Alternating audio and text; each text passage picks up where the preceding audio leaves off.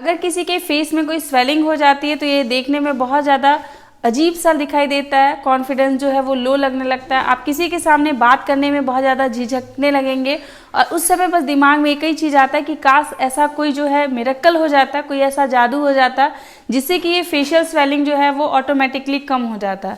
ये वीडियो खासकर उन्हीं लोगों के लिए है जिनके फेस में अचानक से कोई स्वेलिंग हो जाती है। फेस के बहुत सारे पार्ट्स हैं, जैसे कि आंख के नीचे का जस्ट एरिया हो या गर्दन के जस्ट नीचे का एरिया हो या जो ये ऊपर का मैक्सिला वाला जो पार्ट होता है वहाँ पे अगर कोई स्वेलिंग हो जाती है या फिर गाल के पास स्वेलिंग हो जाती है, तो ऐसे स्वेलिंग को आप घर पे रह के किस तरीके से ठीक कर सकते हैं, इस वीडियो में हम लोग इन्हीं सब चीज़ों के बारे में अच्छे से डिस्कस करेंगे। हेलो दोस्तों, कैसे हैं आप सब? मैं आपके डॉक्टर ज्योति पांडे। फेशियल स्वेलिंग होने के कई सारे रीज़न हो सकते हैं। अचानक से ऐसे कोई स्वेलिंग जो है वो होती नहीं है। अगर किसी को किसी चीज़ से कोई एलर्जी है तो भी फेस में स्वेलिंग हो सकता है। अगर किसी के दांत में कोई प्रॉब्लम है, कोई कैरीज है, कोई इन्फेक्शन है, तो ये इन्फेक्शन जो है वो आगे बहुत ज़्यादा फैल करके सेल्यूलाइटिस कॉज कर सकता है या फिर स्पेस इन्फेक्शन जो है वो उसमें बदल सकता है। हमारे फेस में कई सारे स्पेस हैं, जैसे मैक्सिलरी स्पेस होते हैं, कैनाइन का स्पेस होता है। इन सारे जगहों पे स्पेस इन्फेक्शन जो है वो बन सकता है और अगर किसी को स्पेस इन्फेक्शन होने लगता है तो ये स्वेलिंग जो है बहुत ज़्यादा हार्ड हो जाती है और इस स्वेलिंग को ठीक होने में कई सारा जो है दिक्कत भी हो सकता है। ऐसे कंडीशन में अगर आप डॉक्टर के पास जाते हैं तो इसके लिए प्रॉपर जो है वो 8 से 10 दिनों का एंटीबायोटिक्स का डोज देना पड़ता है।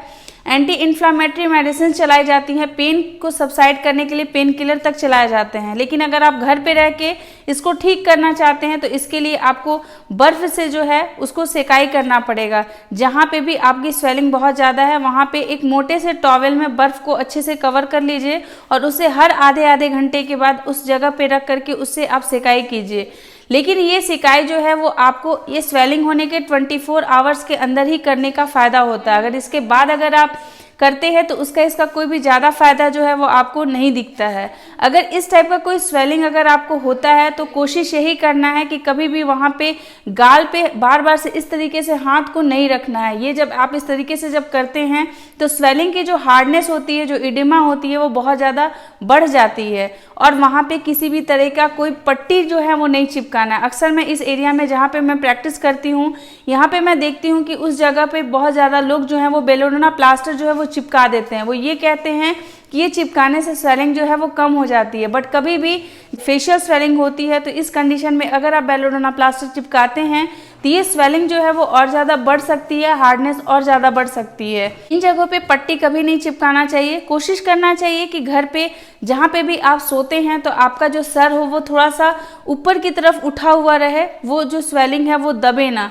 ऐसे जब आप करते हैं तो ये स्वेलिंग जो है वो कुछ हद तक ठीक होने लगती है। अगर किसी की स्वेलिंग हुए 12 घंटे हो चुके हैं और वो स्वेलिंग धीरे धीरे से कम नहीं हो रहा है तो आपको ऐसे कंडीशन में अपने डेंटिस्ट से कंसल्ट जरूर करना चाहिए, क्योंकि फिर ऐसे कंडीशंस में ये जानना जरूरी है कि इस स्वेलिंग के रीज़न क्या है, क्यों हो रही है ये स्वेलिंग, ताकि आपका उसके अकॉर्डिंग जो है वो एरोबिक या फिर एनारोबिक जो है वो एंटीबायोटिक्स के प्रॉपर डोज दिए जा सके, जिससे आपकी ये जो इन्फ्लामेशन है, जो स्वेलिंग है, वो और जगहों पे स्प्रेड ना करे और आप जो है वो तुरंत से सही हो सकें। आपके मुंह में पहले से ही कोई कैरीज हो रहा है या फिर कोई मवाद जैसी कंडीशन अगर बन रही है तो रीज़न जो है वो डेंटल प्रॉब्लम्स हो सकती हैं। अगर आपके साइनस में कोई इन्फेक्शन हो रहा है तो भी आपके फेस में ये स्वेलिंग जो है इस तरीके की दिखाई दे सकती हैं।